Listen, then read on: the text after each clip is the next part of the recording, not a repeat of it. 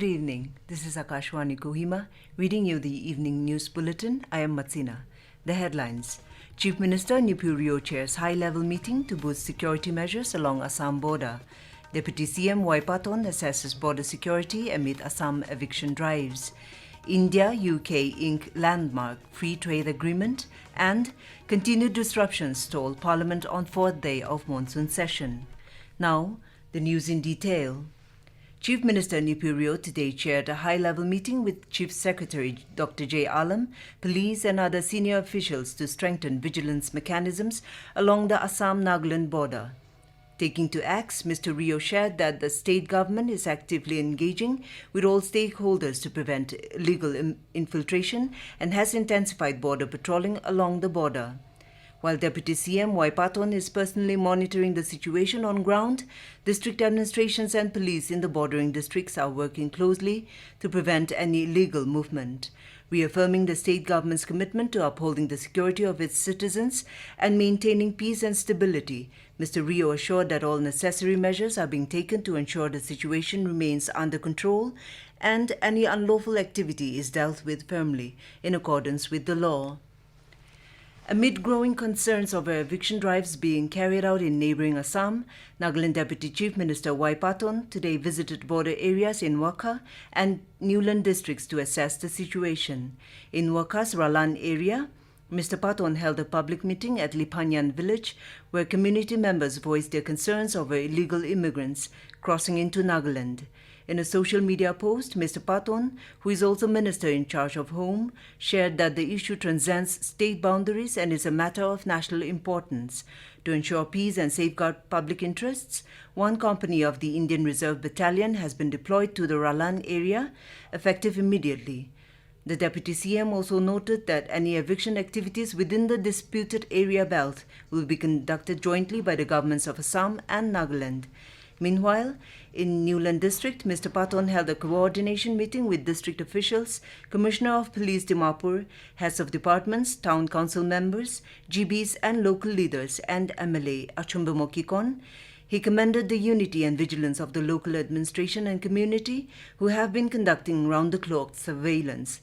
Emphasizing that Newland is being a porous border area which requires full attention, he urged all to report any unfamiliar settlement activity, maintaining that the current situation is not a border conflict but a national interest. The Deputy CM urged the CRPF to remain as a neutral force.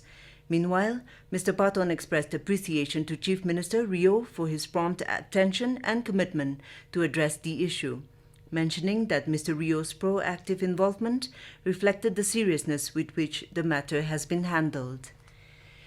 India and UK today signed free trade agreement in London. In a press statement following talks with his British counterpart, Keir Starmer, Prime Minister Narendra Modi said today marks a historic day in India-UK bilateral relations. He expressed happiness that after many years of hard work, comprehensive economic and trade agreement between the two nations has been concluded. He noted that this agreement paves the way for shared prosperity of India and the UK.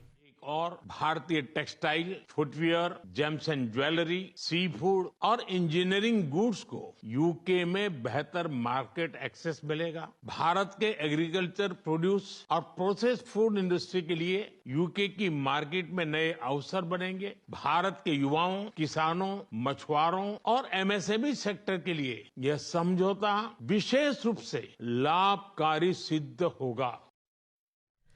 In his statement, UK Prime Minister Keir Starmer said the free trade agreement deal will bring huge benefits to both the countries. This is the biggest and most economically significant trade deal that the UK has made since leaving the EU. It's one of the most comprehensive deals that India has ever done. So thank you, Prime Minister, for your leadership and for your pragmatism. Today we're announcing nearly £6 billion in investment and export wins between India and the United Kingdom. Mr. Starmer said the pact will boost wages and raise living standards of working people. This is Akashvani Kohima giving you the news. For quick news update, follow us on our X handles, AIR News Alerts and AIR_Kohima. You can also listen to this news bulletin on News on Air app and YouTube channel AIR News Kohima. Welcome back. You are listening to the evening news. The fourth day of the monsoon session today continued to witness disruption of proceedings in both houses of parliament, forcing multiple halting before being ultimately adjourned for the day. In the Lok Sabha, amid noisy scene during the day, various reports of standing committees were tabled, including on communications and information technology and on rural development. In the morning, Speaker Om Birla took up question hour, but the opposition members started sloganeering and trooped into the well of the House. Mr. Birla appealed to the opposition to allow question hour, saying that their conduct is not in accordance with the dignity of the House. आपसे आग्रह करता हूं, लोगों की अपेक्षाएं आकांक्षाओं को उठाने के लिए तख्तियां लेकर मेजें खोदने के लिए नहीं भेजा है। आप अपने अपने आसन पर जाएं, प्रश्नकाल के बाद नियमों के तहत आपको हर मुद्दे विषय पर बोलने दिया जाएगा। Meanwhile, Rajya Sabha transacted a few listed businesses. The House bid farewell to 6 retiring members representing Tamil Nadu. The Rajya Sabha also took up the carriage of goods by Sea Bill 2025 for consideration and passing. However, due to continued sloganeering, the chair adjourned the House for the day. Commissioner and Secretary of School Education and SCRT Nagaland, Kevileno Angami, today emphasized the pivotal role of quality education in building human capital and achieving a developed Nagaland. Speaking at the inaugural session of a 2-day workshop for district officials and diyas on the 5th Chief Secretary Conference and State Indicators for Education at Kohima, Ms. Angami stressed that the state's vision aligns with the national goal of a Viksit Bharat, where education and human capital play a critical role.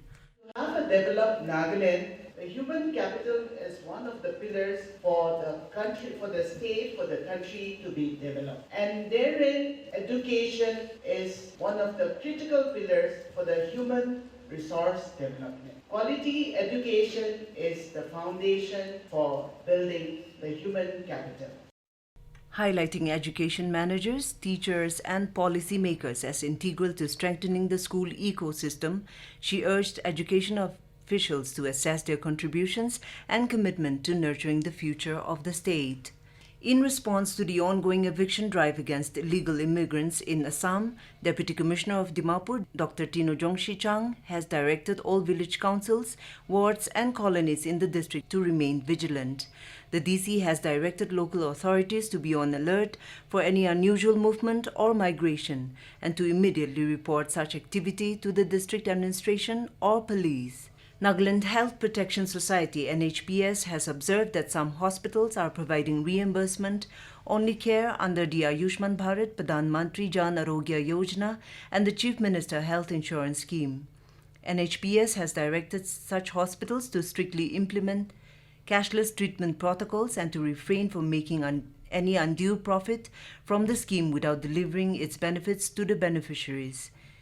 The Society has urged beneficiaries to report such instances immediately by calling the toll-free number 1-800-202-3308 or by emailing support-nhis@cmhis.nagaland.gov.in.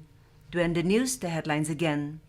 Chief Minister Neiphiu Rio chairs high-level meeting to boost security measures along Assam border. Deputy CM Patton assesses border security amid Assam eviction drives. India-UK ink landmark free trade agreement. And continued disruptions stall Parliament on 4th day of monsoon session. That is all we have in this evening news bulletin. We'll be back with the morning English news at 7:30 tomorrow. Have a good night.